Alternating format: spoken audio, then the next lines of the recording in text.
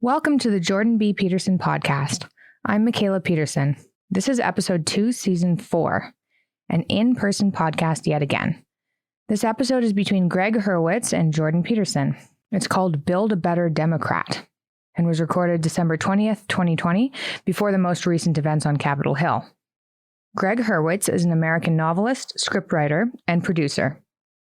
He has my favorite thriller books, hands down, no question about it.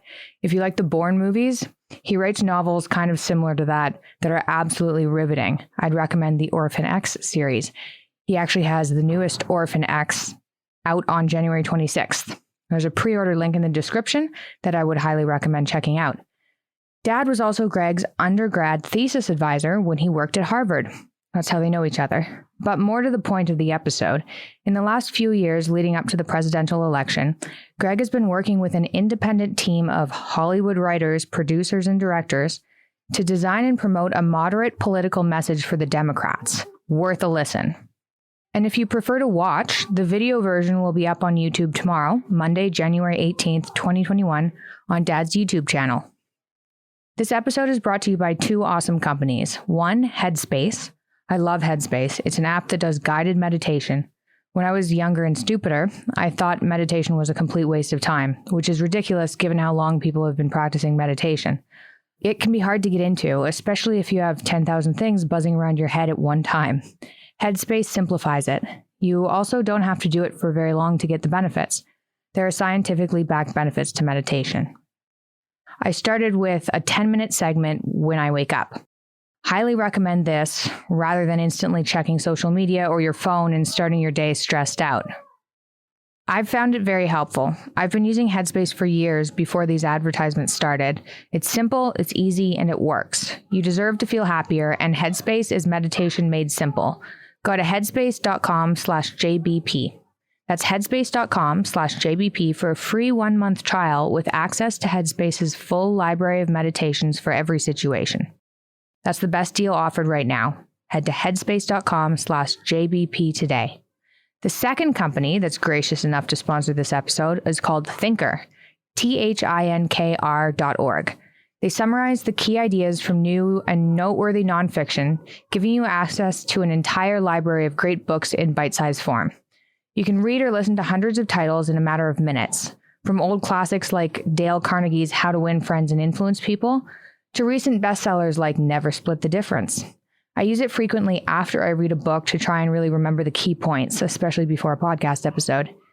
If you want to get into reading and you don't have enough time, or let's be honest, possibly not enough self-discipline, Thinker.org can really help you out. If you want to challenge your preconceptions, expand your horizons, and become a better thinker, go to Thinker.org. That's THINKR.org to start a free trial today. Again, that's THINKR.org. Enjoy this episode. Remember to rate, hit subscribe, and don't forget to check out Greg's books if you're looking for thrillers.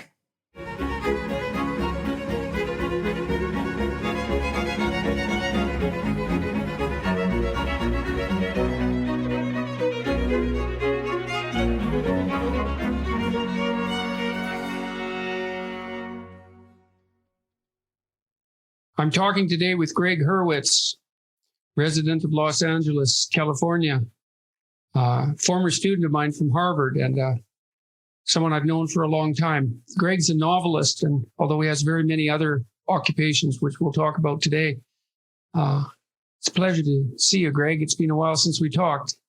Good to see you too, Jordan. Maybe we could start by you just outlining some of the things that you do, and then I think we'll focus on the political stuff more today. Not necessarily from a political perspective, though. Well, I came in from novels. I'm a novelist. I write the Orphan X series. And I've also worked in screenplays and TV and comics and some other stuff. And I started to get involved in politics around 2016, in large part because before that, I kind of thought democracy would be fine without me. I didn't really feel any responsibilities as a citizen. I kind of had a lot of opinions, but didn't do a whole lot about it. And one of the things that I wanted to do when Donald Trump was elected,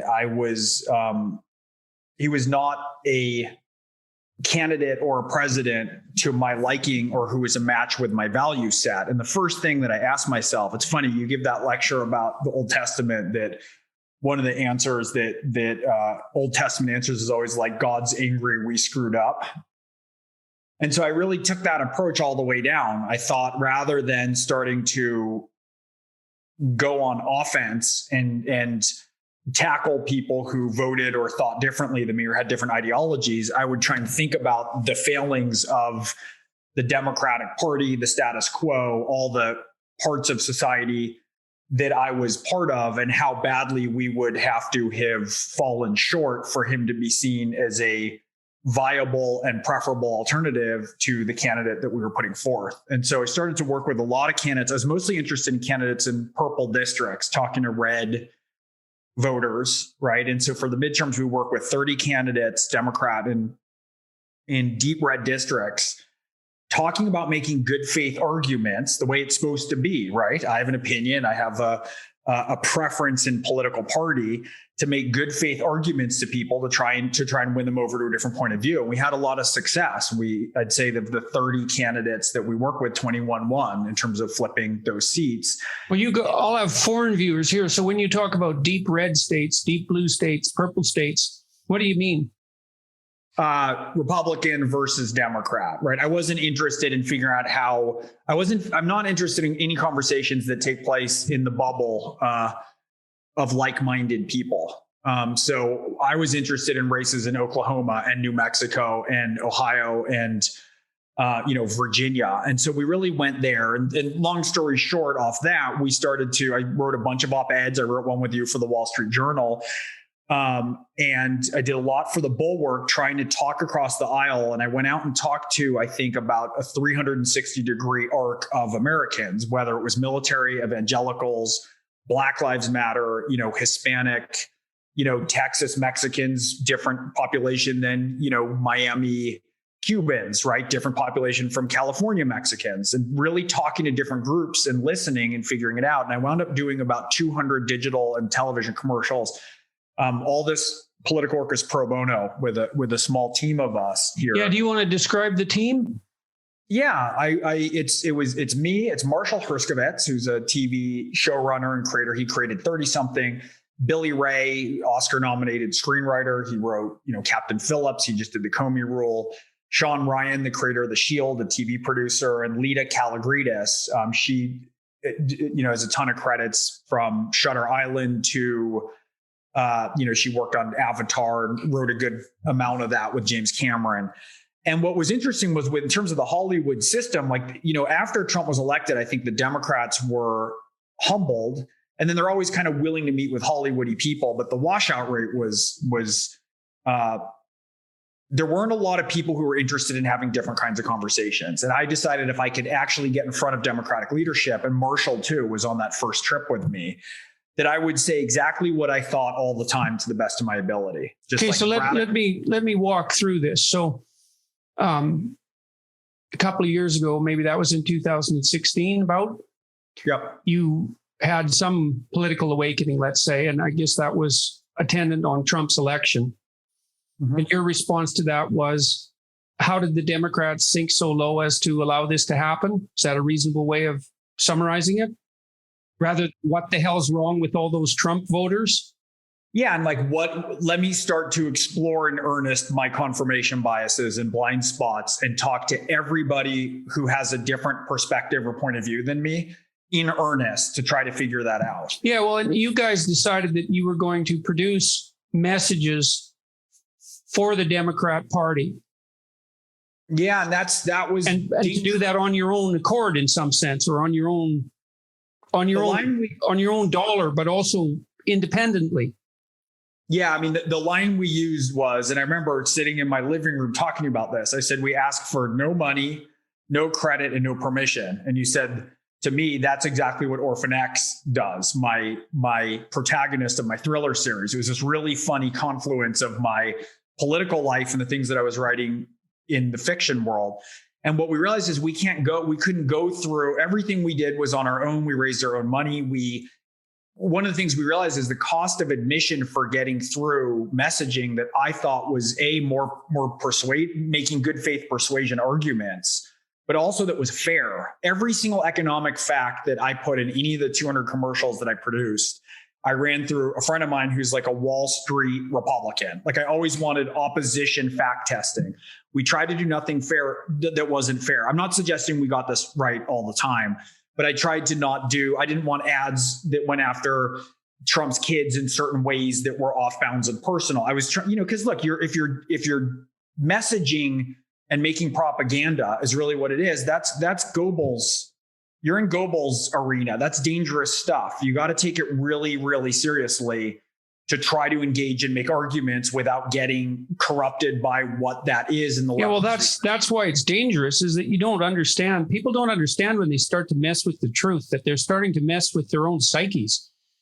Because if you start playing in the domain of deceit, you'll get tangled up in that so fast it'll make your head spin. And then you undo yourself. I mean, you can undo yourself even if you stick pretty close to the truth. Okay, so, I mean, what happened, what you guys did and the way you went about it has struck me as quite, I don't know, unbelievable, I guess. And that's why I want to dwell on it a bit. So you decided that you had a political responsibility. You organized yourself with a group of people, a group that was much larger to begin with, but that shrank quickly to those that were actually dedicated over some long period of time to putting a lot of work into this. And it's not surprising you got a bunch of attrition as a consequence of that. Then you decided that you would make messages that were in alignment with at least in principle, with the Democratic Party. But you didn't get permission from the party brass, so to speak, to do that. You did that independently. Well, there's two things about the attrition rate. One of them was I quickly discovered that a lot of people who are interested in the sort of loudest online outrage are equally devoted to the status quo as the opposition. And so one of the things I came to very quickly was it matters much more important than language policing, right? And permission structures of who's allowed to say what is an orientation on people's intentions and the actual outcomes. And that's one way you can assess the groups of people of whether someone's going to be useful. If you roll up your sleeves and actually get something done, whether that's winning a race in Oklahoma, right? Or trying to talk in good faith and respectfully to voters in Western Pennsylvania, it's going to be messy. You have to, there's no. Okay, describe that. What do you mean messy? Like, what's messy about it? We've talked a little bit about the psychological consequences of this kind of action, and even these kinds of discussions. By messy, I mean good, meaning the further along I get with this, the more convinced I am that you cannot have a perfect conversation where everyone is contained and all the language goes seamlessly about race, about gender, and about class in America. And so when there's too much constriction around language from the left and or from the right, basically they're barking around the perimeter of the fertile solutions. They're barking around the perimeter to make sure that nobody can have the kinds of conversations that you need to have. You have to talk about those things imperfectly. You have to. So why would the people be motivated to not allow that to happen, do you think?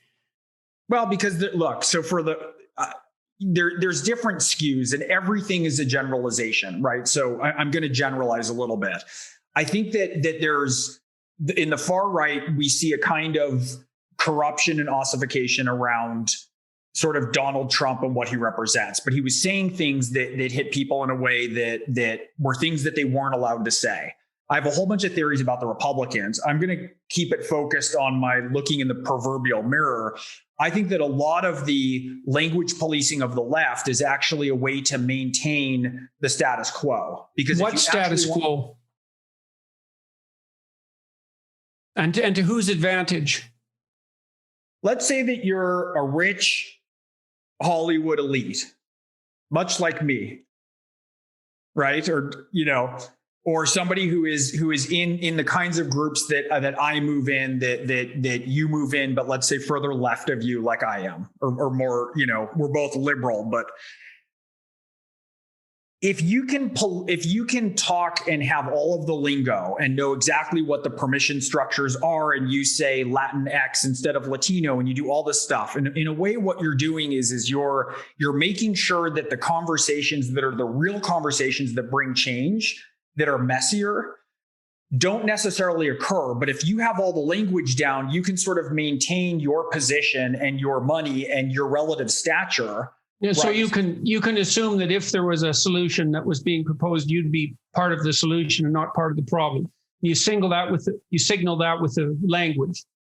But you're also you're casting, like, look, I'll give you an example. I made a video about for me, I was exceedingly opposed from day one to messages of chaos from the Democratic Party, right? I think conservatives particularly have a reaction to chaos. I think they have a legitimate reaction when people announce sort of, police-free zones in Seattle and in Portland. And from day one, I was saying this whole notion of sanctuary cities doesn't make sense to me for a variety of reasons. Let's say we have the next president and people decide that voting rights are not going to be applied to in, Birmingham, Alabama, right? And they're going to be a sanctuary city for that. There's all these complexities around it. I made some commercials about Black leadership calling for a lack of violence in the protests. Keisha Lance Bottom, the mayor of Atlanta, gave a speech that I think was a speech with the most thundering moral authority that I've heard from a public figure when Atlanta was tearing itself apart. It's an extraordinary speech. I reference other people. The only blowback that I got from that was from incredibly affluent, sort of coastal elite saying, how dare you, selectively quote, African-American people decrying violence, when they watch somebody get murdered and they're protesting how they can. And it's the epitome of white privilege and it's all this stuff. And what's interesting is I've long thought that Trump works through projection. Like everything with Trump that he makes as a claim for others, there's a lot of projection that goes on. And I've increasingly seen that from aspects of the left where I thought, wow, how far do you have to be removed from the ramifications of violence to not be worried? Like, how many houses and mansions and security guards and gated communities do you have to have access to be unconcerned with violent action? Whether that community is a community of color, right? Whether it's a white working class community, to simply say violent protest is something that we're not for. Like, how dare you advocate that when you're rich enough to never have to be there when the tourist violent protesters leave and let's say the Black community is left there with the wreckage of their community. Like, to be opposed to that message is basically saying, I want to keep letting people protest as loud as they want. It's in a way that won't ever affect me or my children aren't at risk. My family's not at risk. My house doesn't feel at risk, but I'll use all the right language so that I can be protected and sort of maintain all of that. And when you're trying to wade in to really win an election so that we don't, the African-American community doesn't have to contend with more, I'll call it more voter rights being thrown out, like real concrete issues. There's real concrete issues there. But if you can chirp about something that's a slogan like that, you don't have to get into the real solutions or fixes. But at the same time, right? But you can take on the assumed status of someone who's actually working to solve the problem. I think a lot of politically correct language, I guess that would be language that's in alignment with any given doctrine, is an attempt to take on the moral virtues of that doctrine without necessarily having to bear any of the responsibility for actions in alignment with that doctrine or to bear any responsibility for the consequences. Like, I was furious when the protests erupted with George Floyd. There were video after video of African Americans protesting. Some of them were telling, turning in people who were either, anarchists who were throwing bricks and committing property damage, of saying, grabbing people, handing them over to the police. A lot of people in the African American community were like, this is our community. We live here. And of course, I'm not implying that nobody in the African American community crossed a line in the course of those protests. I'm not saying that, but I'm saying there was an awareness within that community that when the cameras are gone and the lights go up, nobody's going to come in and rebuild that community. And when all the tourists leave and everybody's had their march and their protest, they have to contend with it. And there was a measure of discipline in that community, whether it was Keisha Lance Bottoms. I think the president of the NAACP in either Oregon or Washington had a great op-ed. Killer Mike, the rapper, was out there saying, we cannot have violence. We're not tearing down our own city. This isn't civil disobedience. The point of civil disobedience, of course, is that you bear the cost, you bear the moral responsibility of your transgression of the law. Right, exactly. African community understood this by and large. And a lot of the loudest voices who were protesting against it, who were for me was a frustration, were from incredibly affluent, and here I'll use the word privilege, which I don't like to use, people in the white community. And that for me it's a similar kind of projection as I would see Trump doing. Like they're screaming about privilege all the time. And you're like, how do you not understand that destruction of property, destruction of small businesses, risks to families? Look, I'll give you a stat that's an interesting stat here. The average voter who voted for Obama and then Trump thinks about politics on average 4 minutes a week. 4 minutes a week, right? So people in the bubble don't think about politics 4 minutes a week. And so 4 minutes a week is about what you can manage to worry about the emoluments clause and Russian hacking when you're at the bottom of Maslow's hierarchy of needs, right? You got a sick kid, you're out of health insurance, you don't have a job, you might have a special needs kid, you might have a parent in a home, you have COVID hitting. You don't have time for any of this. You don't have time to have the kinds of conversations around nuance of whether. And when everyone was shocked about the Latin vote, I was just thinking, how many of you people actually have friends and family who are Hispanic who you talk to? I mean, the joke was that the big shock was that Biden won the Latin X vote and Trump won the Latino vote.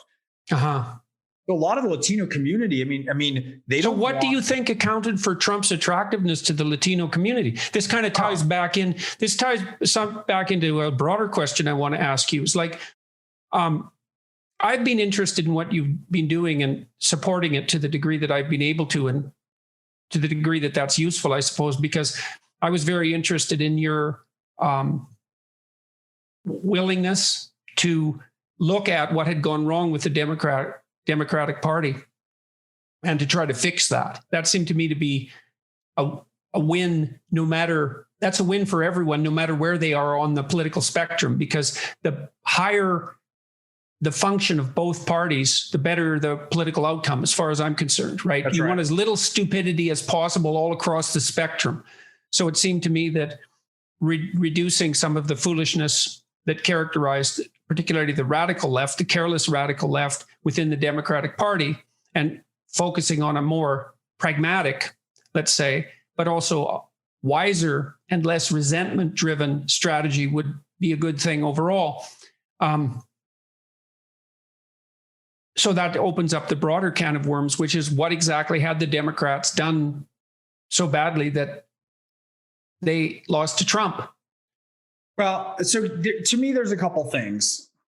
And we can talk about the Hispanic vote. We should talk about. Let's talk about that specifically and the broader question in general. Well, so look, I have friends and family who there's such an array of. We talk about the Hispanic vote like it's some monolith, right? It's not remotely that. Cuban Americans are like anything ever resembling socialism. I will never vote for you. And if you compare Trump to Fidel Castro, read a fucking book. That's basically the attitude of the Cuban Americans. Excuse my language. And they say, I don't care what he calls us. I don't care what he does to us. The only thing that we learned out of that is that the only power that you can trust is economic power. The rest of it's an illusion. And socialism wants to come in and threaten that. I want business opportunity, right? I want less regulations. They won't go near it. It's very, very different. And the Hispanic community it's incredible. And so you think that's particularly true of the Cuban Americans? Cuban, Venezuelan Americans. Mm-hmm. Venezuelans, yeah, well, they have reason for it. Like a lot of the most conservative friends and associates who I have, whether it's people who are friends of mine, whether it's workers or Mexican Americans in LA, they don't want Mexico to come over here. They don't want open borders, many of them. They left that. Why is that hard to understand? They tend to be, Catholic families. So if you think about politics for 4 minutes a week and somebody comes in all of a sudden and they're talking about socialism, defunding the police, and then announcing all sorts of gender complexities, and I say this as somebody with I preface it to say, I have a trans godson, lesbian sister. This is not like where my personal politics are for what people should be allowed to do, and where my personal politics fall are very different than what I think the priority and the ranking of discussion is. If you're going to go talk to someone who thinks about politics for 4 minutes a week and bring up elaborate critical race theory and start to talk to them about the fact that boys aren't boys and girls aren't girls and they should just announce this and have announcements at the age of 18. I don't think any Democrats grasp when you think about politics 4 minutes a week and they talk about Trump and his transgressions, which I believe are more damaging and dangerous than those of the left. But I don't think anybody has any idea the kind of transgressions that represents to people who are either on the center or on the right. And well, the 4 minutes a week thing really is interesting too, because one of the things I was really struck by over the last 4 years with all my encounters with journalists, many of which were good, by the way. I had lots of good encounters with journalists, but the worst encounters I ever had were almost always with journalists as well, is that the journalists think about the world politically all the time. Like every single decision they make, obviously this is a generalization, but if you're in that world, everything is political. But for the typical person, that's just not the case at all. And that's actually good. One of the best political science theories I ever read was predicated on the idea, or put forth the idea, that in a highly functioning political system, especially a democratic system, the less people think about politics, the better the system is working.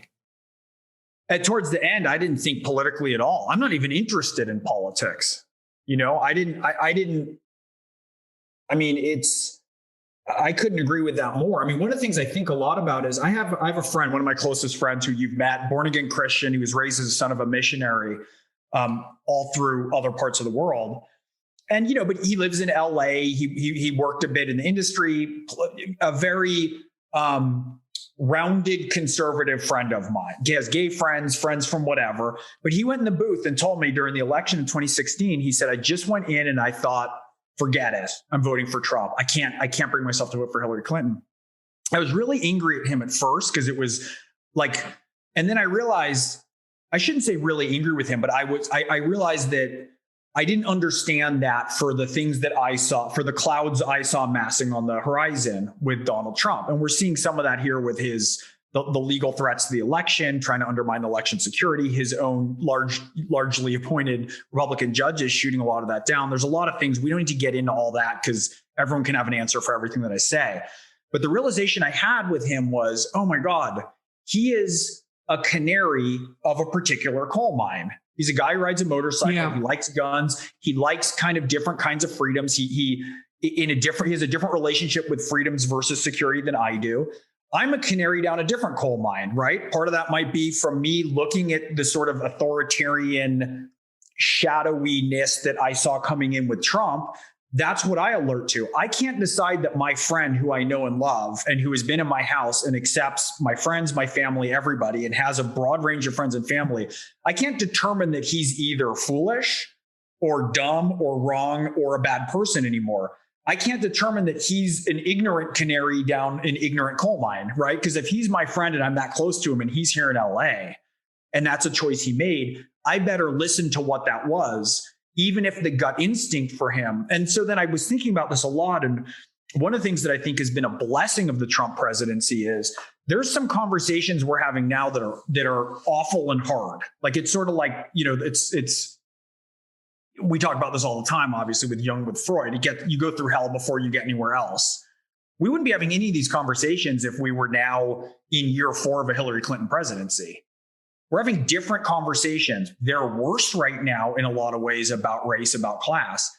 But the fact that has stuck with me the most, and one of the things I'll say is I went in open-eyed all the way down to assess my party in the political situation. I've only gotten more disillusioned and angry with the Democratic Party.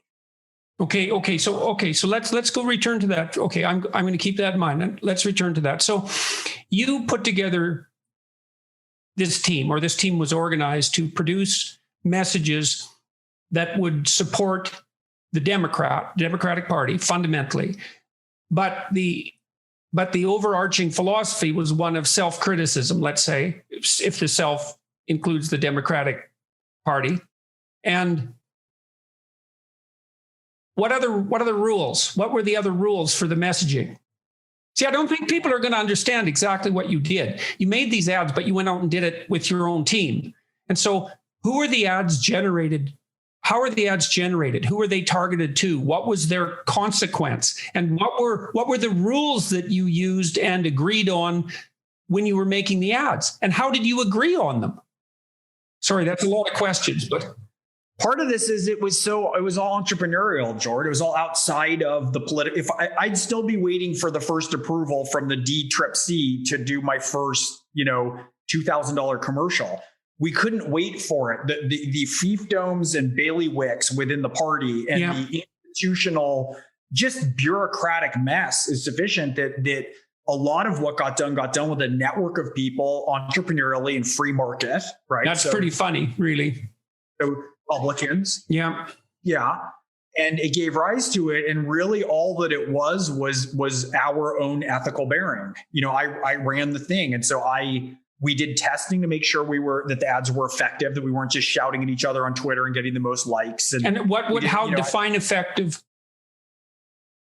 How do you know? I mean, there's a woman who's incredible who did, we did testing, focus groups. We saw how they move people. I mean, I can send you deck after deck after deck of the analysis. Okay. So you were looking at post-exposure shift in political attitude as a consequence of the advertisements. And what was nice was that our gut instinct, and by that I mean me, Marshall, Billy, Lee, Deshawn, our gut instinct was, we're not going to make Trump bashing ads. We made some when they were fair. That was a big important thing. Like I did the one for Republican voters against Trump, where it was just Reagan sitting on a Hill speech. And I just showed Trump doing the opposite in every regard. For the first time in our memory, many Americans are asking, does history still have a place for America? There are some who answer no, that we must tell our children not to dream as we once dreamed. Together, tonight, let us say that America is still united, still strong, still compassionate, still willing to stand by those who are persecuted or alone. For those who are victims of police states or government-induced torture or terror, let us speak for them. I believe we can embark on a new age of reform in this country that will make government again responsive to people. We can fight corruption while we work to bring into our government women and men of competence and high integrity. Tomorrow, you will be making a choice between different visions of the future. Are you more confident that our economy will create productive work for our society? Or are you less confident?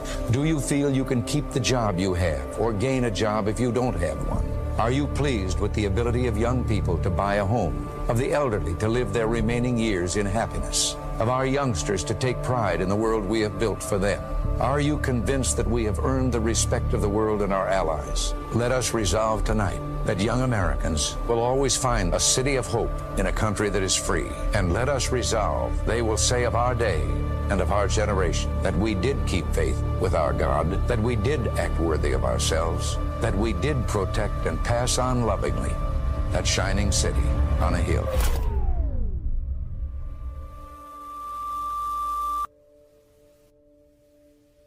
Constant Contact is a digital marketing platform that helps small businesses and nonprofits of all sizes build, grow, and succeed. With email marketing, contact management, industry-leading list growth tools, social media ads, and more, Constant Contact helps small businesses connect with customers, find new customers, and sell online, all from one easy-to-use platform. They've been trusted by millions of businesses to help improve their marketing.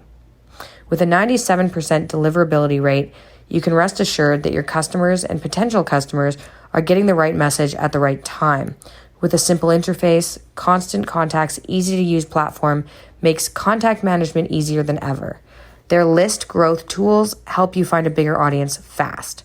Lead generation, landing pages, text to join, and social media ads are proven to grow your list and drive engagement with your brand. With thousands of integrations, you can sync Constant Contact's tools with the tools you're already using.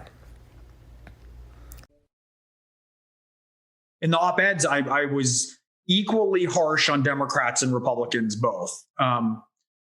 But, so part of it was for me, as I said, we can never lie to any standard. I don't want to bend the truth. I don't want to lie. I went out and got a hardcore lifelong Wall Street Republican to do all the fact checking. And it was down to like, even if we were kind of bullshitty about something. You mean he'd respond? Sorry? You asked him to tell you if he thought that you had been even playing with the truth rather than breaking it. Oh, and I paid him as a researcher to say, here's the claims we're making. Are they fair? Check multiple sources. And I wanted somebody who expressly was not a Democrat to do all of that. Yeah, well, that seems to me to be, you'd want to have someone like that around you if you're making complex political decisions. That's right. You need an enemy to tell you, to point out your weaknesses.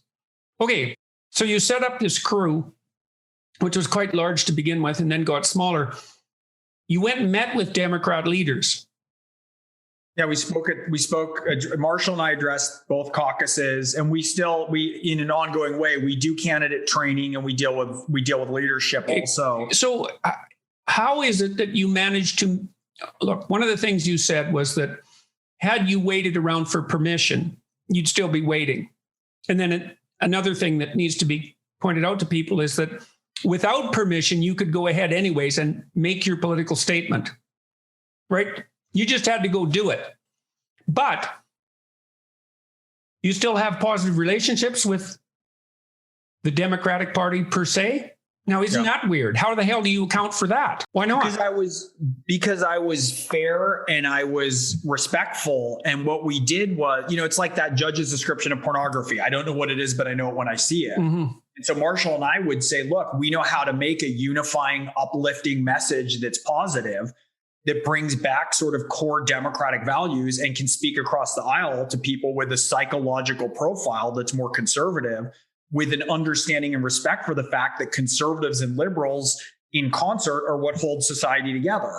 Now, Marshall and I have an opinion that is that the dangerous aspects of the left are embodied mostly in academia, culture, let's call it journalism, and then a small, tiny cabal of very far left members of the Democratic Party. And to some extent, it's crept through the party. Some of the things that are the excess of the left that obviously you've discussed at great length. For us on the right, it is codified all the way through the Senate, all the way up to Donald Trump, who holds the nuclear football. So I was trying to figure out, well, why does this threat from the left that to me is much less, but just as dangerous? And there's a lot of canaries in coal mines going, hey, man, pay attention. That's bad news. The same way that we were about Trump. Why is it being given kind of this equal, if not more, weighting to what I felt was the clear and present danger of the excesses of the Trump administration and what was happening there? And so part of it is the respectful conversation with Trump voters, or mostly. I'm sure I screwed up plenty, but and to do a unifying message and to show them. One of the things people don't realize is that messaging becomes content. If we could get the message right, we could solidify the story, and then that could change policy, and then that can change the Democratic platform. Okay, so we talked a lot about that when you first embarked on this venture. So, and correct me if I'm wrong about as far as you're concerned, about anything that I'm saying. The first thing is that if you produce a message, a story, that story has an ethic, has an implicit ethic. And if the story is accepted, then the implicit ethic is accepted. And then the implicit ethic will be made explicit across time. So a story is like, it's like the seed ground for explicit policy. So That's you right. you got a grip on the story. Now, one of the things that concerned me about the radical left was that because they had a story, and it's a powerful mythological story, benevolent nature, tyrannical culture, the noble savage. That's another part of it. Because they had a coherent story, they had a disproportionate effect on policy. And the moderate Democrats. Not on policy. So let me just interrupt. Okay. Not on policy. So if you look at, so AOC did the Green New Deal, pushed that through, which to me was not an adult piece of legislation. It was a Trojan horse filled with everything. 0 votes in the Senate, 0 votes from the Democrats. Every measure, if you look at HR1, is anti-corruption. It was prescription drug. There was the actual policies and body of who the Democrats are is much more moderate and pro-capitalist than it is in policy. So what's being parroted loudly is not, in fact, Democratic policy. In my estimation, the flaw or the fault in the Democratic Party is their failure to stand up and keep the elements of the party in their proper places, to state who they are and to draw a line for what they're opposed to. And I think that act of them being like, well, we can't really, we're concerned to criticize, defund the police, or we're too concerned. Yeah. Part of what I would say to them was, look, if you're scared of AOC's Twitter following, Americans are not going to deem you to be worthy of carrying the nuclear football. Like, that's just a very low checksum analysis. If you can't just clearly say that defunding the police, whether that means other things, which it does, is a slogan that makes no sense and terrifies the vast majority of Americans, rightly so, and a ton of immigrants, rightly so, or people of Hispanic origin. If you can't understand and state that clearly because you're afraid of the blowback, you're not going to be trusted to lead. And so it's a problem of degree. And I think that's one of the biggest topics of friction you and I have had for a long time. Not negative friction, but just where we've been hammering away at that, where I keep saying to you, the radical left is not the kind of threat in America relative to the threat that's posed by Donald Trump as it represents in Canada. And we can disagree about that, because I think that the threats represented by the radical left represent an equally dystopic and I can tell you, I don't really understand it myself to some degree, is that I've been more, and this is a surprise to me, I would say, I've been more reactive to the threat posed by the radical leftists. And I think it's possible that it's because I'm in academia. And so can I tell you why? I have a theory about why that is too. Okay. Yeah. My theory is that the right comes in the front door. They're like, here we are. We want more money. We want more power. We don't like government. We're going to shrink it. Even the let's call it racism or anything that goes down from that pole to in-group favoritism, right? Like normal in-group favoritism. There's plenty of people who are like, look, I grew up in rural North Carolina. I'm fine with having a black president. I'm fine with doing whatever. This is my culture. I don't want to be asked to celebrate another culture all the time in every way or else be called racist. That doesn't make sense to me. Whereas the left comes in and they say, well, we like all of our stuff and we like our whole situation, like the examples I was giving earlier. We're going to say defund the police when we're rich enough to not be in a neighborhood that will have an effect of. We're above the pale that if everything is moved through that lens, we're successful enough that we have money and we have resources anyways. And we're going to wrap ourselves in sanctimony, right? We're going to wrap ourselves in sanctimony, want to maintain the status quo as much as you do, but pretend it's because we're morally superior and you're morally inferior. And that's shame inducing. That's like a maternal scolding instinct that elicits, I think, rage. And so that's a big difference in the two. And I think that accounts for why some people are like, hey, look, it's complicated. There's this element of moral superiority. And one of the things that, I did so much work with the evangelical community, and they've been great, like making good faith arguments to reach out and talking about, the values and attributes of Christ and trying to talk to voters. And there were some voters who we were very successful in talking to. I want to say Obama got 26% evangelical vote. Hillary didn't go after it at all. She got 13 and lost. And Biden was back up at 22, 23. We thought that was a very important community to talk to. What people don't realize is if you look at Trump, if you look at anybody from a Christian worldview, you can dislike everything. You can dislike him legally. You can dislike the policies. You can dislike a lot of these politicians. But the deeming of somebody as morally inferior, right? Whether it's followers of Trump, whether it's, MAGA voters, no one can do that but God. You're not allowed to do that. You don't know where someone is on their journey. You don't know if he's a sinner at the nadir of his existence and is going to turn around. And there's a bigger, weird moral frame that gets put on it.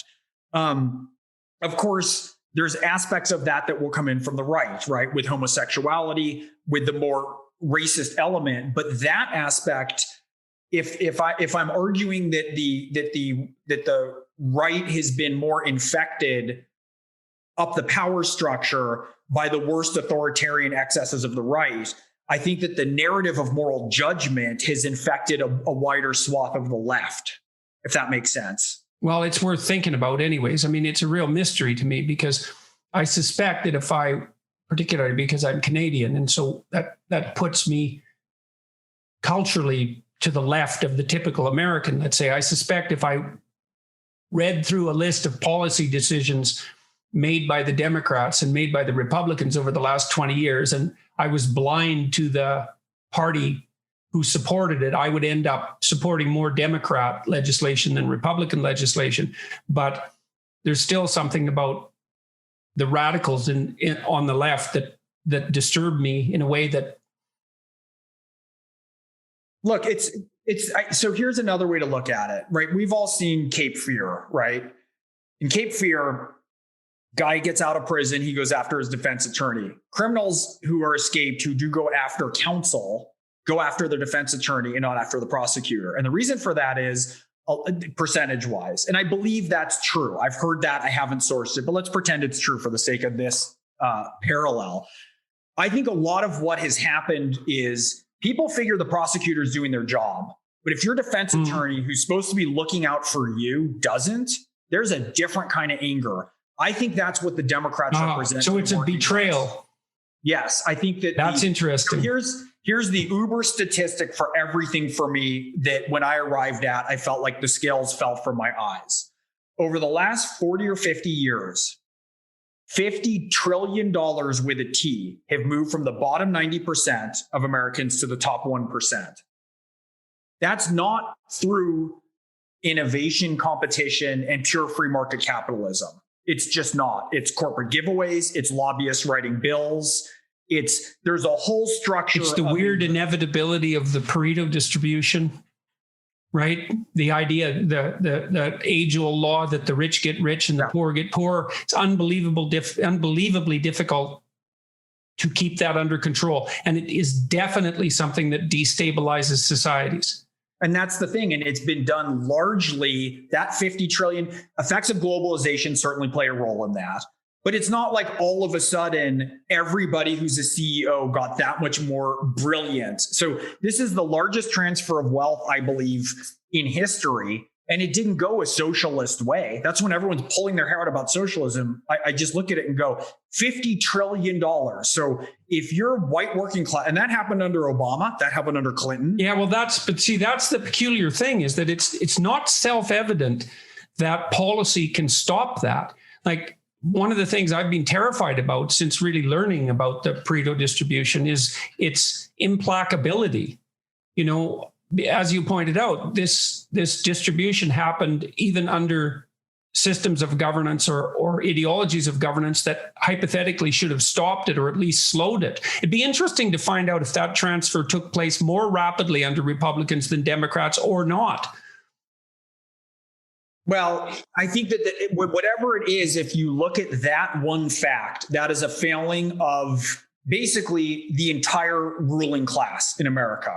Like that, and part of, I realized that I had a moment of realization. I'm going to tell you this. It was really funny. So, there was the TARP give after 9/11. There was the TARP bailout, and the airlines were in trouble, and they were bailed out. My statistics might be slightly wrong, but call it $53 billion bailout. Okay.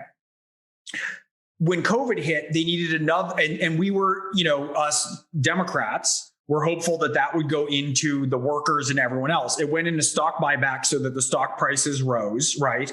35% of the stock market is foreign owned. It was a straight corporate giveaway. That's a transfer of wealth. It didn't go back to the workers. That pissed me off. When COVID started, they asked for another bailout, and it was like the exact same number, call it $52 billion. I got all mad. I'm like, I'm going to call Marshall. We're going to do a commercial. And I stopped for a minute and I said, you know what? I'm the asshole who's being served by that. And I don't mean this in a self-flagellating, privileged way. Like, let me take a peek into my 401k. Guess what stocks I'm probably holding, right? A ton of airline stock. So when there's a stock buyback, which I can get angry about, part of the thing is to have a realization and go, look, that's a really good example, because it shows that's a good, what would you say? That sheds an interesting light on the implacability of the Pareto distribution. It's like you're part of the problem, even though you object to it ideologically, and you're part of the problem because of where you sit in the economic structure. And right. But the thing is about this, and you talk about regulation or policies not working, which I want to return to in a minute. But part of what I realized was, that's not because I'm a good investor. That's not because I'm smart. That's not free market. It's not because you're cruel and malevolent either. No, it's not. But this is not my investing genius or the free market at work, right? We don't have a transfer of wealth of that extent going the other direction. And so part of it is like, okay, so I'm a beneficiary. So what a solution for a lot of things is, you know, you give money, you scream about privilege, and you self-flagellate. As far as I'm concerned, that's all a it's a self-focused reaction, as opposed to me saying, how do we start to address that problem? And the thing is it has to be partially policy, partially regulation. We can no longer. Well, it is something that we fight all the time. You know, one of the things you just said shed light, I think, again, for me, on my irritation with the left end of the ideological spectrum, is that it's just too much to see people who benefit, say, like, who are in a position like you are, or like I am in, because we're net beneficiaries of the Pareto distribution in a major way. Now, it seems to me too much for me to also expect to be admired as a paragon of virtue in relationship to my attitude towards the poor, let's say. Because then I'm asking for too much. I'm asking to be a beneficiary of the system the way it's set up now. And I'm asking to be admired for my objection to the very system that is enriching me. And the second one of those is too much to ask for. And the solution for that, and like when I had that realization, I was like, let me get on that. Let me look at policies. Let's have an economic summit like the one you and I did. Like, and I'm not claiming I'm going to like go out and fix the whole problem, but if all I do is sit around and go, oh, I feel so guilty, let me do a couple think pieces about it and talk about white privilege. It's innate. It's just more self-focused bullshit for those people who think about politics 4 minutes a week, because they can only afford to think about politics for 4 minutes a week. So what do we do? And what I do is I try to advocate for, you know, policies that will work, even if some of those are conservative policies, right? I mean, I have a ton of people across the aisle, across the whole spectrum, who I'd reach out to, go, what do you think of this? Are there libertarian answers? There's got to be some regulatory answers, because it's so out of control. Well, hopefully, because the end of the Pareto game is that far too few people have far too much of everything. And that's not even good for them. I mean, you're not rich if you have to live in a gated community. That's right.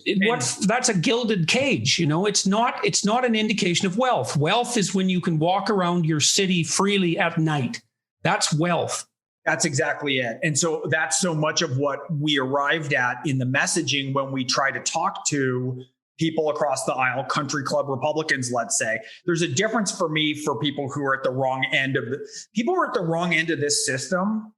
And it pisses me off when people get so angry about the fact that like all these people are voting in ways that hurt their own interests, right? Yeah. And I always say, like, I vote in ways that hurt my own interests. I don't just vote. Like, how do you know what their interests are? Their interests could be moral. Their interests could be familial. Their interests could be religious. It's not just their financial interests, first of all. Yeah, their interest could be their children's future rather than their own current reality.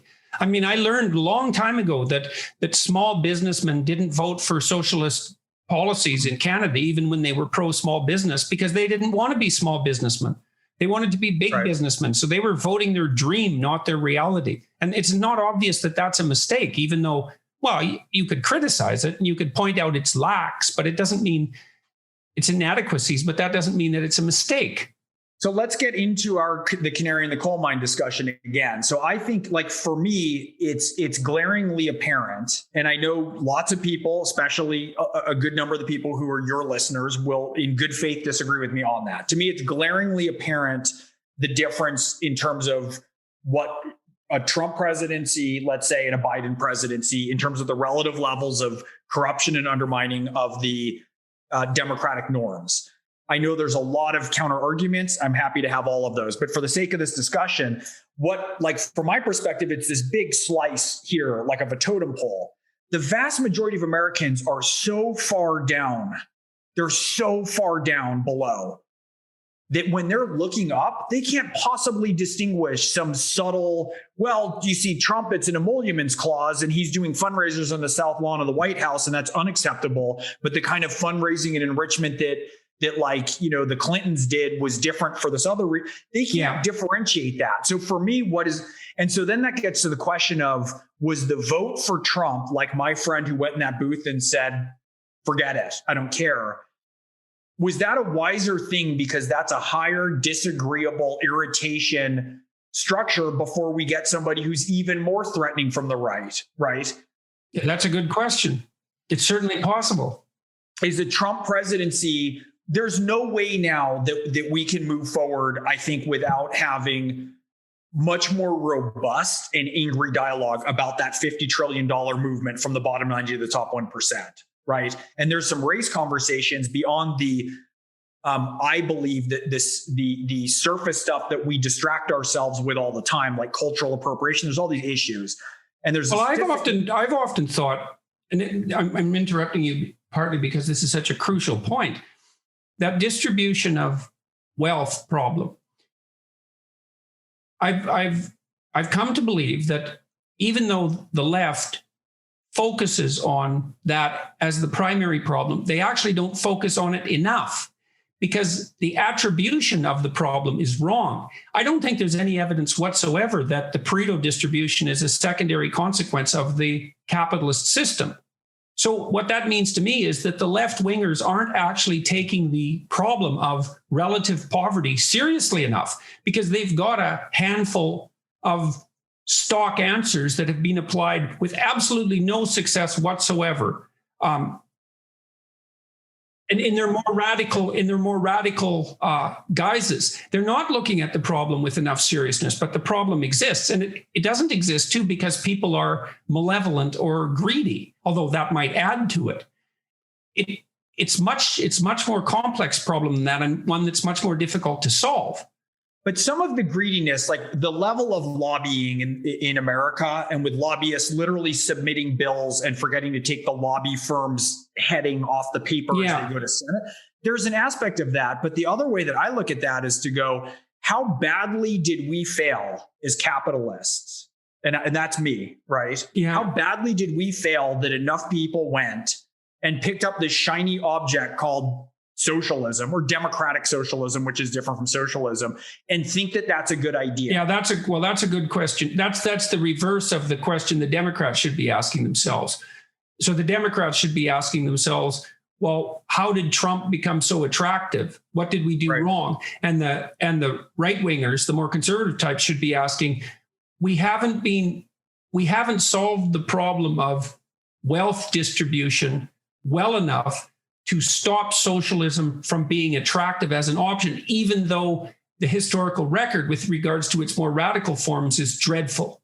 And we've also failed to embody the core values of free market capitalism, innovation, competition, where we have not pulled the ladder up behind us, where we have allowed and built a robust system of smart capitalism all the way down that is a solid foundational base that we can stand on to win. It's so goddamn difficult. It's so goddamn difficult, though. Like, look, let me give you an example. So I started a company 20 years ago, and it struggled along for a long time. And then when I got better known, that solved our marketing problem. But it's a psychological testing company.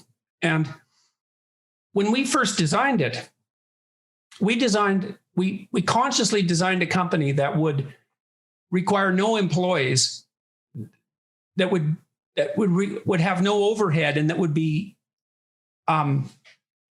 replicable. So it was computerized, and so it can scale without an increase in cost.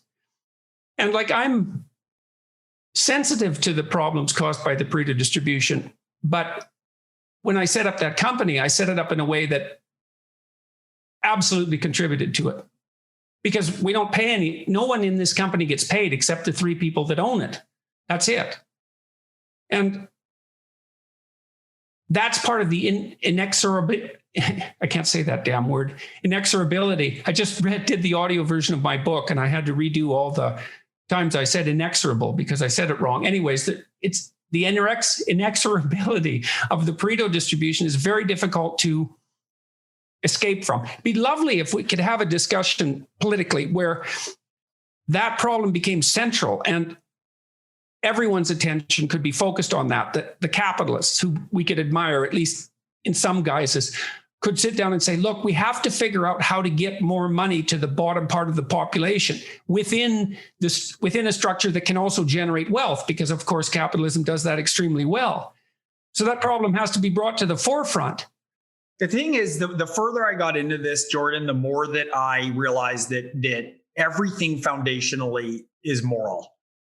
That's it. You said once to me, and I think like shortly after college, you said there's only moral decisions. That's it. I was like, that's so weird though, because sometimes there's pragmatic, sometimes there's something. And the more you look at that, the more it's borne out that in fact, like any shortcut you pay for, any shortcut pushes. I mean, look, we don't have to get all into Jungian synchronicity, but you know that drill. And so one of the things that I think about a lot is that we can argue as if we're sitting around in college, right, drinking, and there's a libertarian and there's a conservative and there's a liberal, and or a Democrat, conservative and liberal, let's say, and we all know what we're going to say already. Nothing that is pure ideologically will ever work or function. And the only answer to it, like for me, part of what I realized was I'm going to be arrogant enough to try to go on an adventure that tries to tell stories, not re-message the Democrats that I'm lying and repackaging and putting pig on a lipstick, that I can make an argument for classic. I think you meant lipstick on a pig. What did I say? You said pig on a lipstick, which gets the ratio of pig to lipstick seriously wrong. That should appeal to the Trump viewers of this broadcast. That's horrible. That's horrible. But it's not about, it can't be about deception, right? It has to be about making actual arguments for why the core liberal values that I believe are most imperfectly but approximately embodied by the Democrats can have appeal to conservatives, right? And we've talked all that big. Well, hopefully you also tilt the Democrats in that direction, like by producing that message, right? It gives them, it gives them a center around which to align. Absolutely a necessary thing. You need that center. But here's the complexity that I realize is we didn't make any money at all. We said everything is pro bono.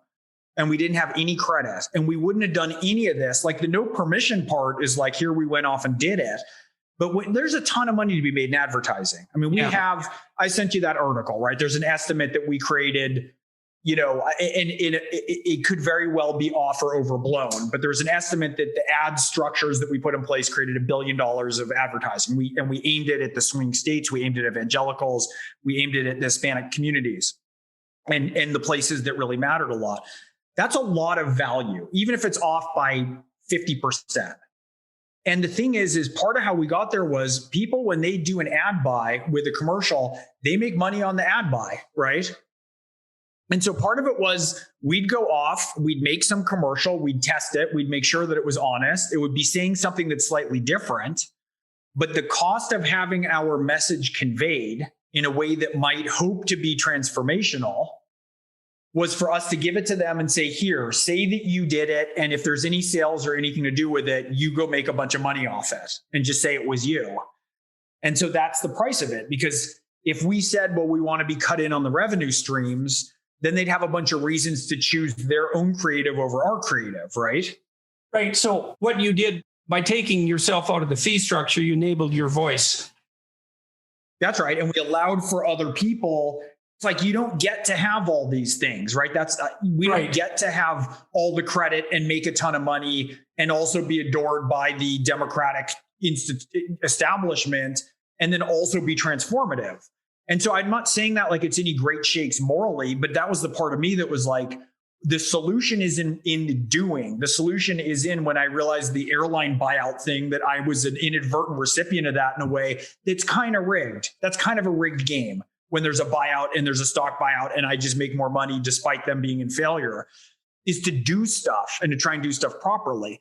And so I think that a lot of it is we have such a failure of moral leadership right now in corporations. I mean, I was thinking back to like, wouldn't it be amazing if we looked up to, more leaders of industry and more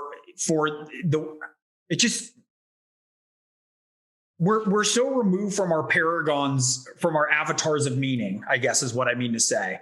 Like the fact that a politician's supposed to be there to help you and to do good for the community is almost laughable now. The fact that a college or university represents the production of a Renaissance man or woman in pure form. I mean, the lie of that, I think, was laid bare by that college admissions scandal. People were so furious about it because the answer to that should be no kid could cheat to get into university. They'd wash out in the first month if they didn't deserve to be there in a way. So we're removing ourselves, like the money-making mechanism of business. Like great businesses and business people should be building a whole pyramid and structure of success under them. That's how you win in 10 years. Well, part of that again is that's a time frame problem, is that the more morally fundamental a decision is, the longer the time frame over which it operates. And so you might expect people who are benefiting from the capitalist system to set up their structures so that capitalism itself would be supported across a long span of time. And that would mean cutting in the people that in the bottom of the hierarchy. But short-term considerations arise to make doing such things very, very difficult.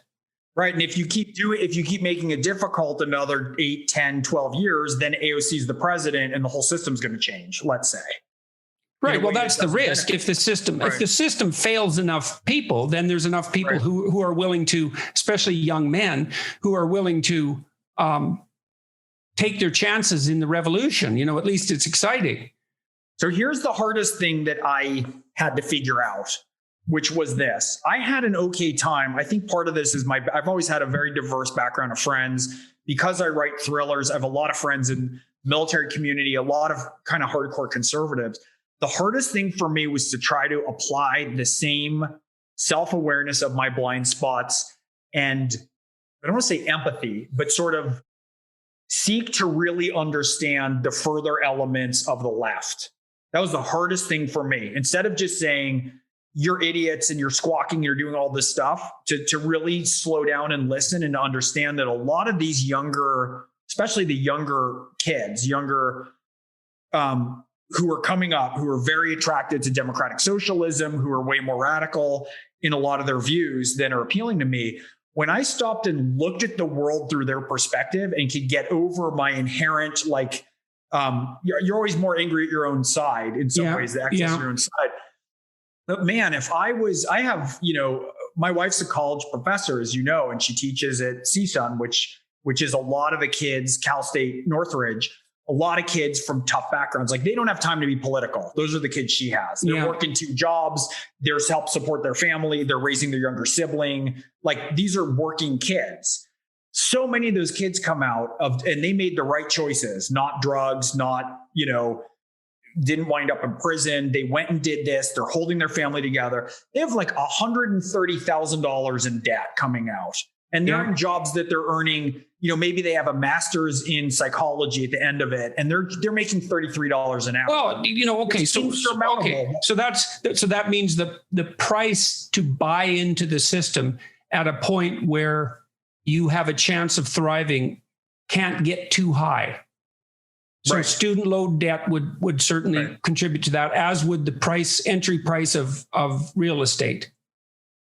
That's right. Okay, so that's a real danger. So But I think that people are. Why wouldn't you look at other means and other systems? And why wouldn't you just criticize the system? And for us to come along, and say, well, that's ridiculous, and democratic socialism and defund like all these things that you're talking about the system are so foolish. Well, I think you could look. The other thing that you can credit especially young people who are attracted to the farther left ideals is that there is genuine concern about the unfairness of the economic distribution. It's like, that's right. And so there are a lot of poor people who are at zero, which is a hell of a place to be, because you get to the point where you can't get out because you need I don't know how to say it exactly. You can't afford a bank account. You can't afford an address. Like, you can't get the basic necessities that would allow you to play in the system. You can't afford $20 a month, the fee to keep your bank account open if you're under $1,000. Right, exactly. And so that's the cost of being stuck at zero. And young people look at that and they think, well, that's a terrible waste of human resources, which it is, and it's dreadfully unfair, which it is. That's now, right. the problem is that the solutions that are conjured up on the radical left don't seem to work, but I think not well anyways. So I think it's reasonable to say you can be sympathetic to the motivations that drive the attraction to those theories. And it would be lovely if they work, but so many of them, when put into practice, don't produce the result that's intended. Like, I don't see any evidence. I've looked, and it's tough to parse through it, but it isn't the evidence that left-wing governments have been better at controlling the Pareto distribution problem than right-wing governments is very sparse. And that actually is unbelievably disheartening. But I think we're getting too academic abstract with it in a way. And I think that part of it is to say, when they say that, we go, here's a bunch of facts. And to me, that's the same thing with a MAGA voter, let's say, of me coming in and going, here's a bunch of facts about Donald Trump's corruption, rather than joining and saying, look, you're 22. You're not supposed to have a world economic view and an understanding of the whole breadth of history, especially from our academic systems that are failing you as you're under crippling debt and you're addicted to screens because companies have hired teams of addiction specialists to, throw shrapnel in your nervous system, and the biomed companies are all over you. They're being devoured from every angle. And we're coming in with PowerPoint presentations about why it's dumb rather than going, God, you're right. There's a lot of problems here, and you're maybe some of the language and reasons and reasoning that you're moving towards aren't the ones that will get you where you want to be, but boy, are you right about a lot. Let's start from there then. Like, you can't change somebody's opinion without seeking to understand them first. That's their motivations, absolutely. And you shouldn't assume that all the positive motivations are on your side. Okay, I want to ask you some other questions here. So you produced 200 commercials. We're going to show some of those interspersed in this video. Now, how are they distributed? How many people watched them? That's the first question. We did a ton of online digital. Excuse me. They ranged.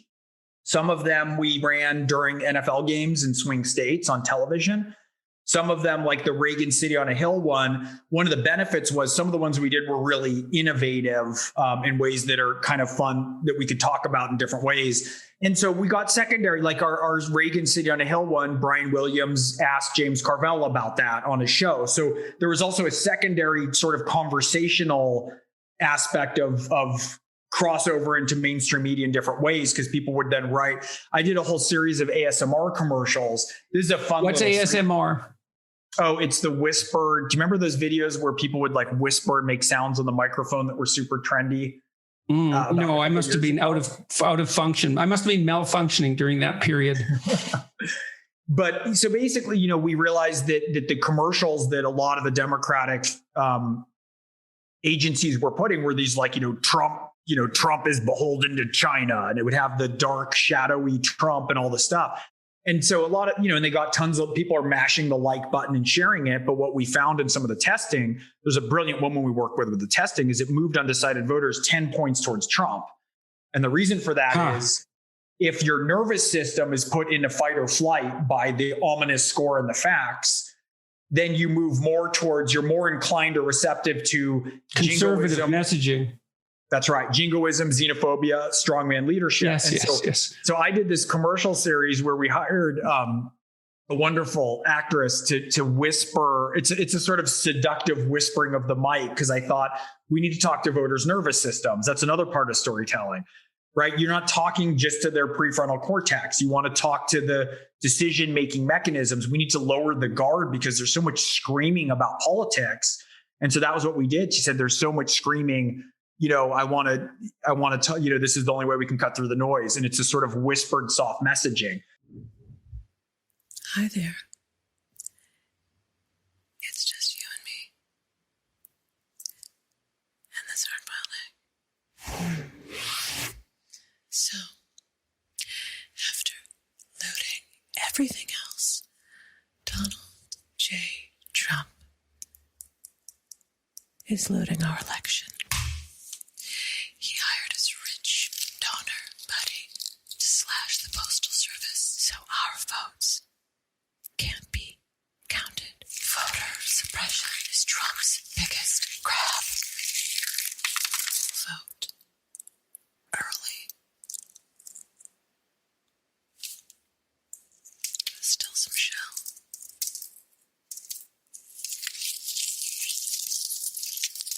Sounds. Midas Touch is responsible for the content of this advertising. Let's get his paws off of our eggs.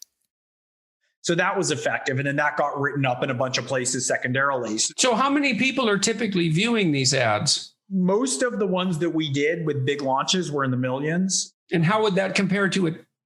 Well, I could say a typical political ad, but this is atypical because in some sense, because the technological infrastructure for doing this is so new. I don't know what you'd compare it to, because an ad used to be an evanescent thing, right? You'd throw it up on a TV show and it could run in sequential TV shows, but the ad would run and then people wouldn't have access to it. Now, of course, they have access to everything all the time.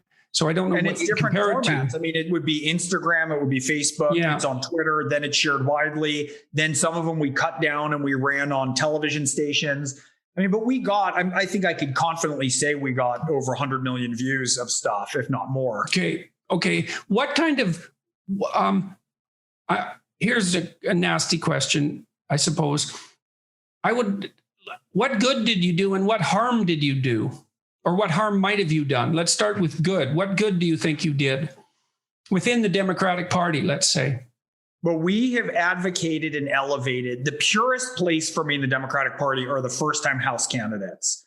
That's the love for me to work with, because it's so hard as people move up in the structure and make all the compromises that they have to make. It gets more and more sticky, and the fiefdoms and bailiwicks and so the House candidates are wonderful. We supported them. I think we had a big, look, I would say it's so hard to say, and it's so hard to want to take credit. I wouldn't want to remove our efforts from the midterm or from the presidential. I wouldn't be comfortable removing them and thinking that the outcome is the same. Now, whether that's a slice that we laid on top of, tons of people who did other work and laid other slices down, community organizers, the politicians, and yes, the democratic institutions with fundraising, the DCCC, there is some credit that is there too. But we put and targeted all of our messaging. Our theory of the case was right. We put it straight into the swing states. We put it straight into persuasion messaging for moderate voters. We went after a lot of Hispanic commercials. Like, our theory of the case was right. We went after evangelicals. We didn't. So what do you mean? But what do you mean by theory of the case? We didn't do anything that was woke, politically correct. Oh, Everything for us was ambitious. It was unifying. We had diversity in our ads. We did several sort of Black Lives Matter. We had the Lincoln Project. I got one to them, but they were very clean on the parameters of what we were representing as a unified, positive vision of America. And our criticism, I think some of the commercials with Trump here or there, we did get, I failed in getting snarky in ways that might not have been as fair or persuasive.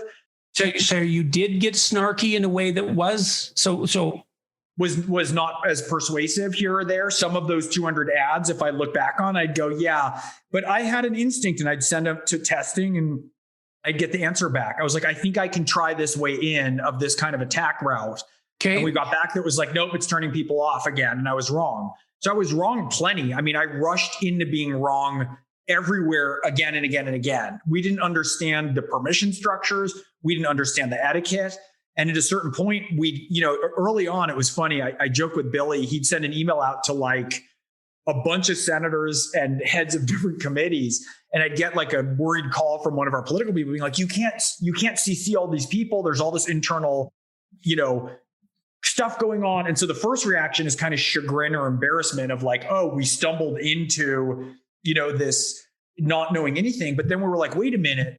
That's idiotic. We're trying to win a race. If everything that you're saying you believe, that Trump is that damaging and threatening, we don't have time for any of this internecine bullshit. So knock it off. We're going to CC all of you. We don't have time to break that up. And everyone kind of went, okay. Like we were so clueless in some ways that it almost benefited us because we were breaking a lot of established norms in little ways that if people came up with an issue about whether it was some subtlety of language policing or hierarchical stuff or bureaucracy, we just said, we're not doing any of that. We're here to win.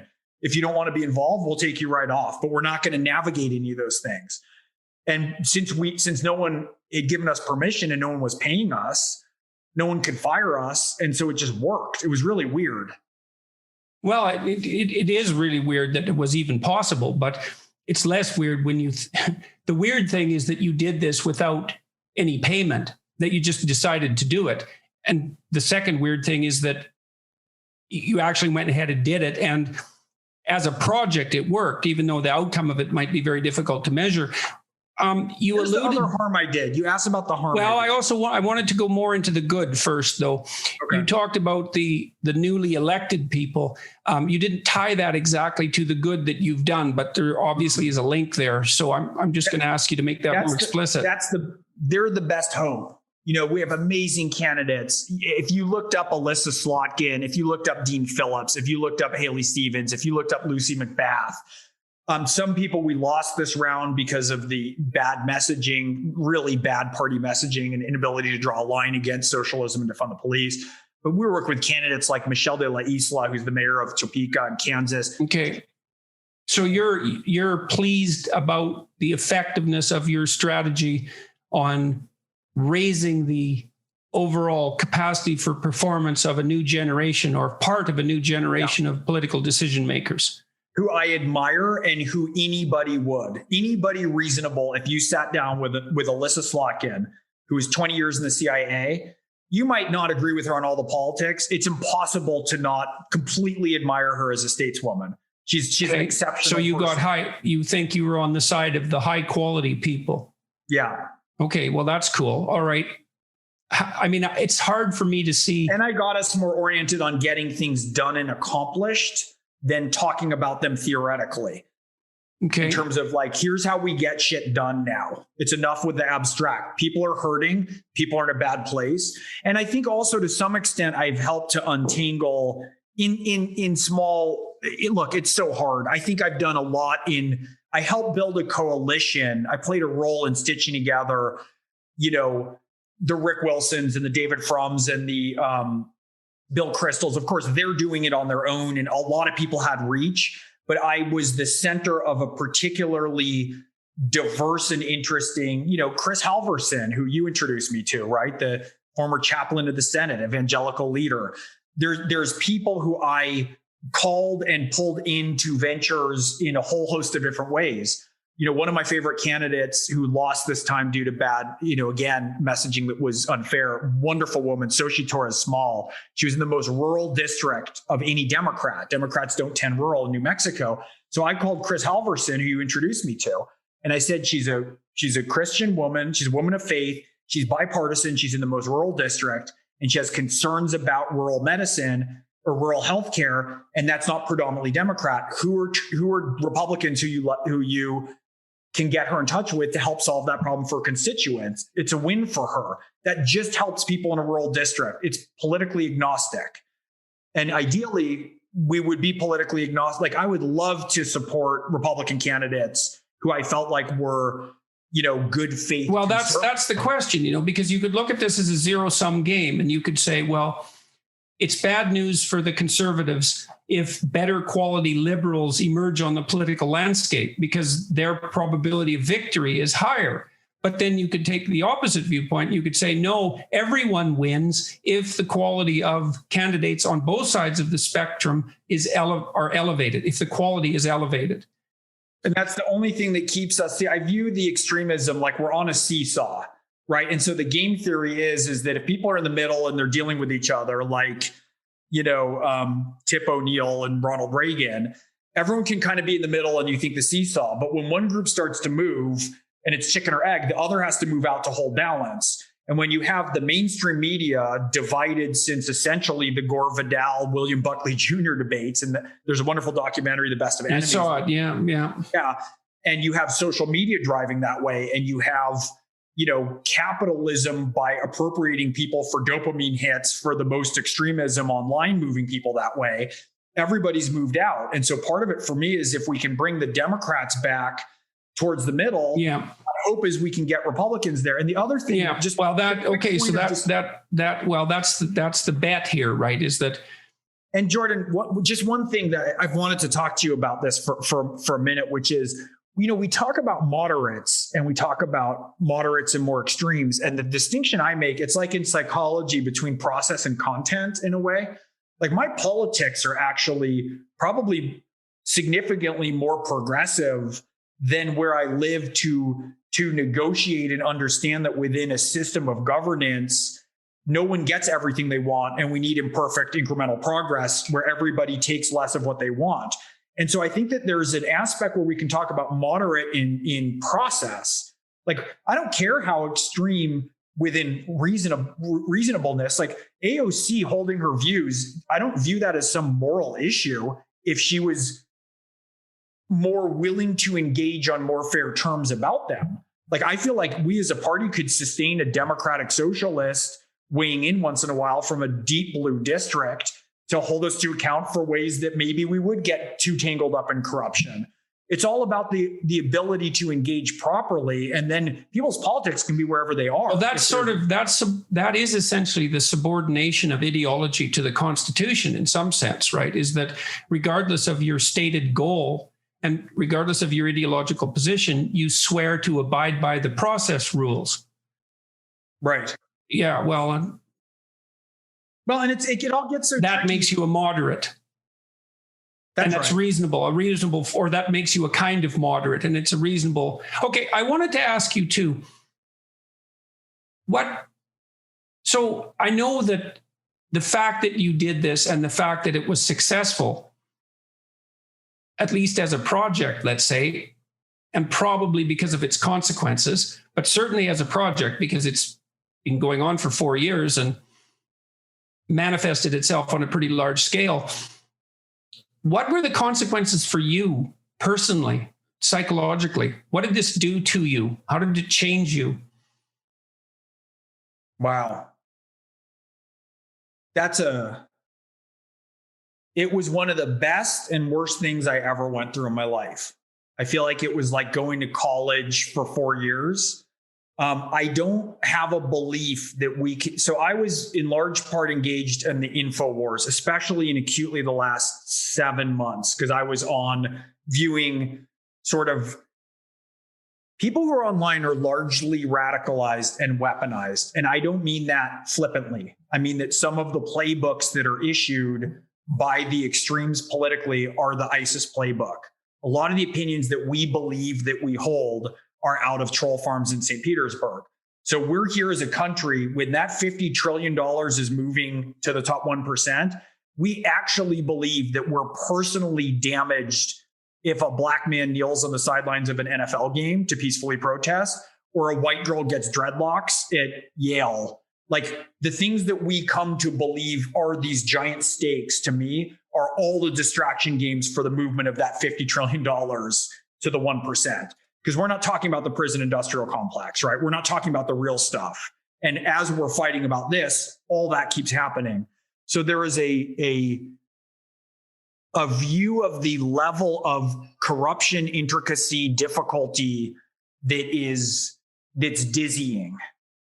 Being in there and online, I'm not sure that somebody can live any substantial portion of their life online and social media and not be insane. Oh, well, it's like most of what I've encountered online, or a huge proportion of it, has been intensely positive, but even too positive, I would say. Is like so many people comment in the comment section, say on YouTube, that being exposed to my work, and it's based on the ideas of other people. Like, it's not my work, exactly, because no one's work is their work exactly, but being exposed to these ideas, which I've been communicating, let's say, has so positively changed their lives. But to hear that from thousands of people is just, it's overwhelming.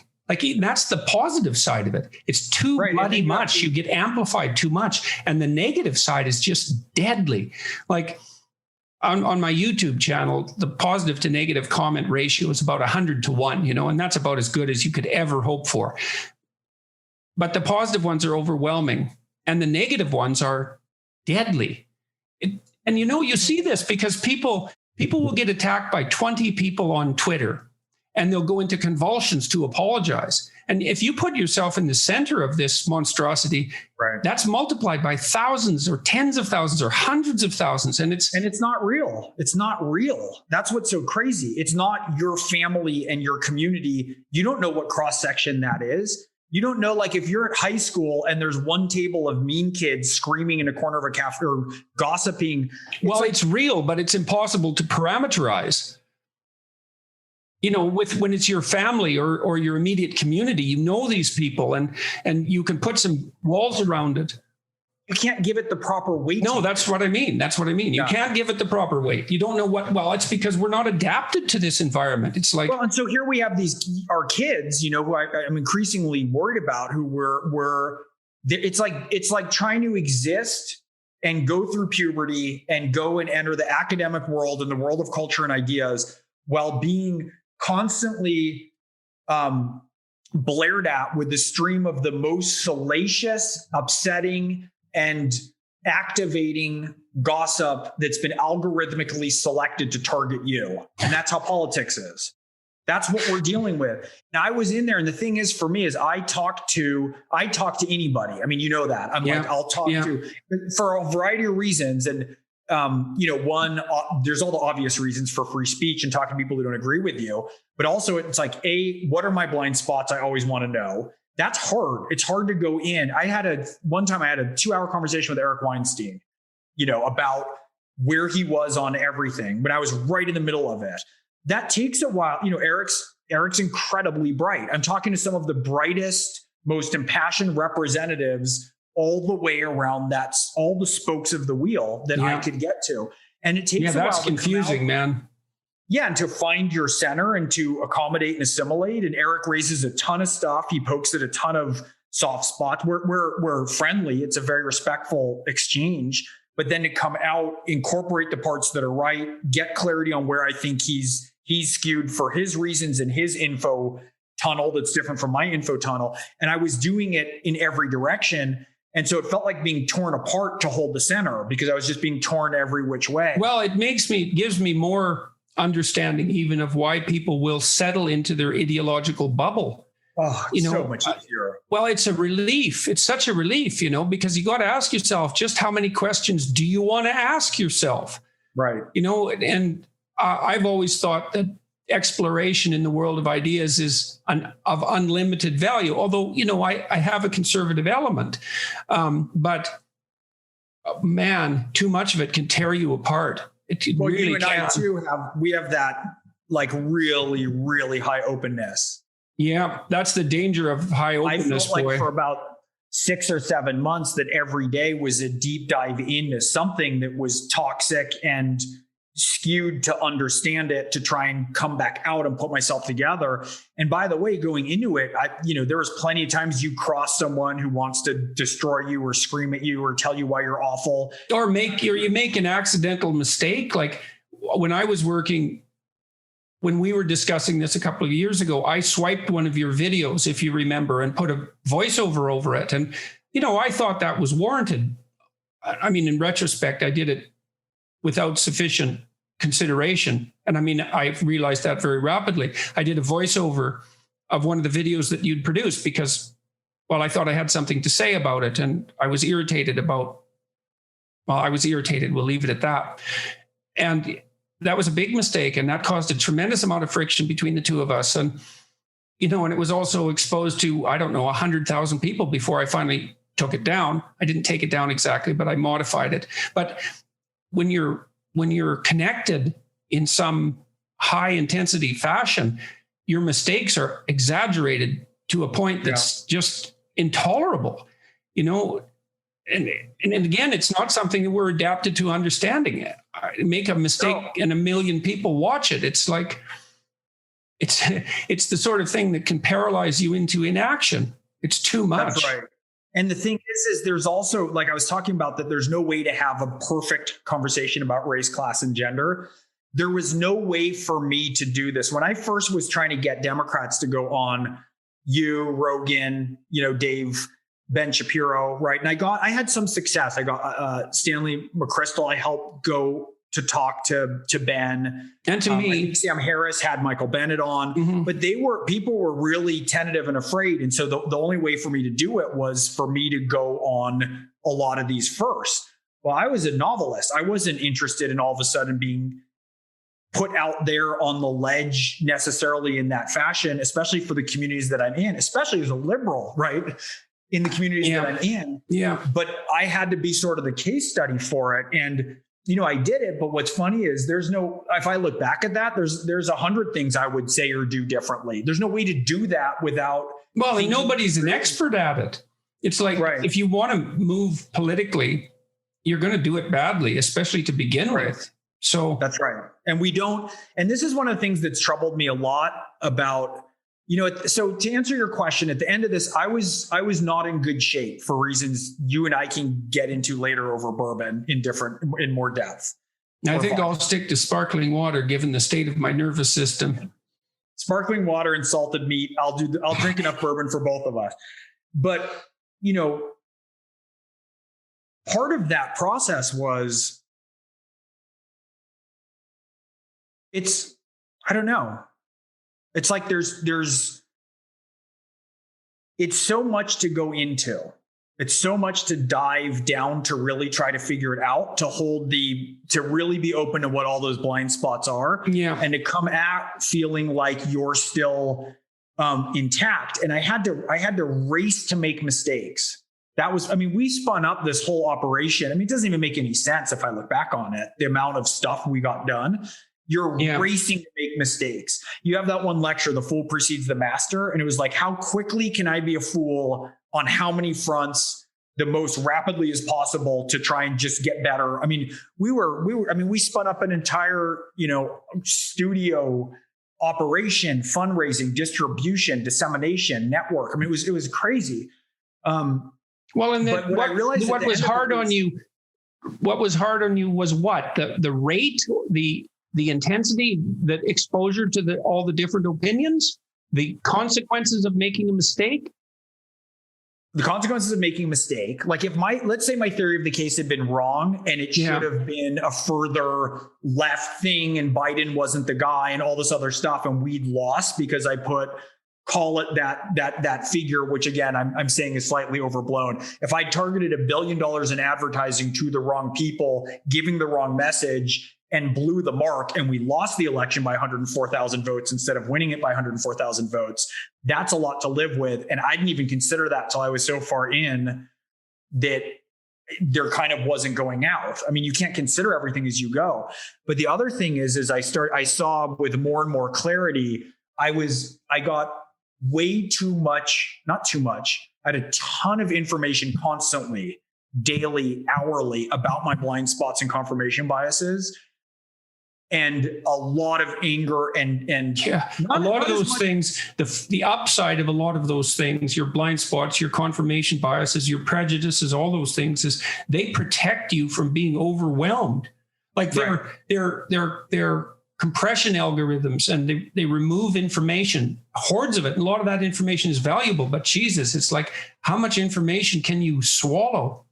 I mean, that's right. And what was really, and the only way that I determined to make headway in something that complex and that corrupt, and I don't mean entirely corrupt, but I mean, politics, and with that much anger and rage and outrage and frustration and pain and grief, like was to try and go forth as cleanly as possible. And no one can do that. I tried the same thing, because I was dealing with people's psychological problems and trying to step very carefully to not make a mistake. But man, there's no not failing if you're doing that all day, every day with those stakes multiple times a day, and that'll eat you up. And part of what happened for me that was so funny, I had two things that were funny, which you'll be particularly amused at. But so I got to the end of this and I was really seeing things only in moral terms. And what was interesting is at the end of this, after the week after the election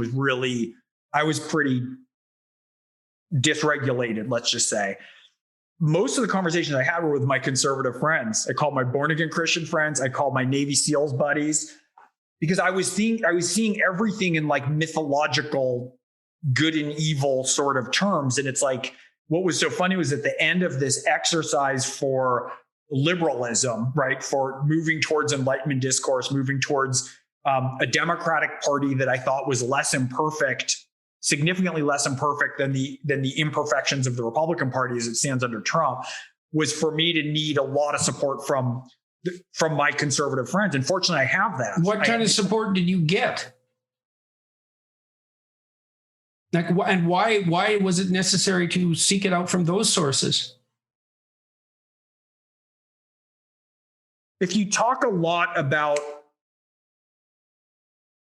mythology, the 7 deadly sins, right? If that's what you're conscious of and seeing, right? Because at a certain point, there's so much information and you're so open that you're just dealing constantly with your own failings, right? And you're seeing others and you're trying to clean them up, and it's almost like I got stripped down to the bone. I don't have the sort of the particular courage and drive of my friends who are SEALs who are in the military, but this felt like it was my version of confronting things psychologically, that in the way that I could, from a position of much more relative safety, where I was getting torn apart and trying to put back together.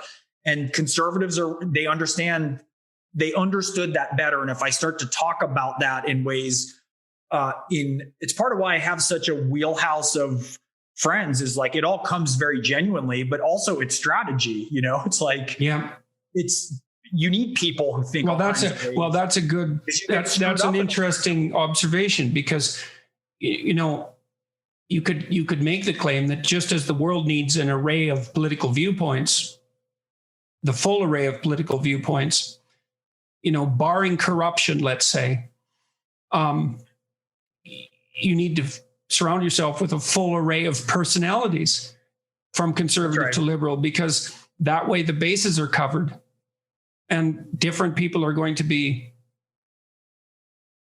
situations are going to call for different people. Thank God there are different people. And actually, that's a good way to end this, is like, thank God there are different people, because no one can do everything all the time. And so we specialize, and that's true in the political realm as well. And we need to understand that and not assume that the conservatives are right or the liberals are right, but to understand that each of them is right now and then. Well, and the thing is that's also such an interesting part. You brought up that disagreement that you and I had that was pretty intense, but we worked it out, and I knew we'd work it out, and you knew we'd work it out. Yeah, it shorted me right out.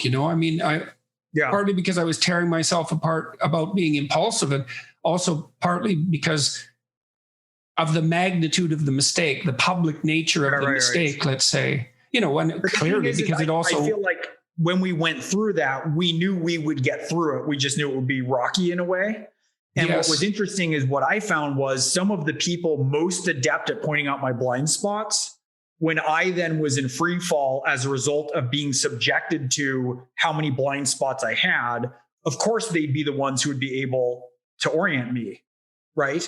because they're the ones who could see those things. So, right. So maybe that's part of the thing too, why part of that was in that week where I was the most acutely flailing, let's say, of course, I'm going to go to the people who were the ones who had the most views that made me think about things, because I was like, I feel lost and spun. I'm not going to talk to people whose views I feel like that's a home base for me, because I'm not on my home base. I need different kind of input, And I think the same is true vice versa.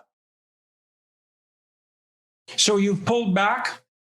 What happens now, Greg? What's like, you've graduated from your new college, let's say. And so that's a tremendous relief, like it is when you graduate from anything, when you accomplish something or when you're finished with something, but it's also leaves a huge hole. You are obviously going to concentrate on your writing again. You have a new book coming out in January. What's the name of that book?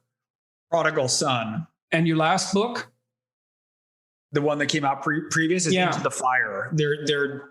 So what's happened that's so amazing with this, I had a talk with a mutual friend of ours a while ago talking about this. And I was like, for me, one of the things that's been so amazing is the amount that I've learned and the confluence with the series that I'm writing now with the Orphan X and what he's doing. It's like bizarre levels of synchronicity with it. And so it's funny because I'm coming out and going right into a draft of a new novel. Right. Well, you know so much more. I mean, I've watched you over the last 4 years. You know so much more about the way things work than you did before. That's got to have nothing but a beneficial effect on your ability to spin up stories.